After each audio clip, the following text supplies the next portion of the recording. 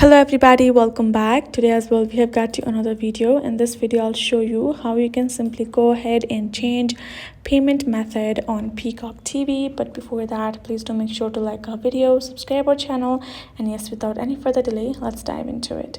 So for that, simply go ahead first, access your particular Peacock TV app, and right after you open it up, you have to make sure that you are signed in.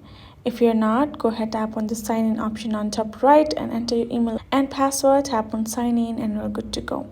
Right after that, you will be able to simply access this option of account option. Go ahead, tap on it, and now simply go to the option of plans and payment.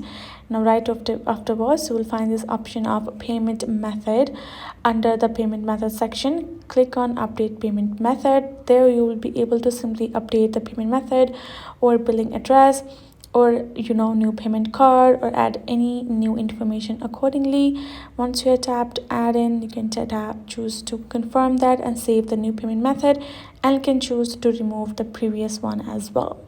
So simply follow the steps accordingly and you will be able to do so. So that is it, guys. Hope this video was helpful to y'all.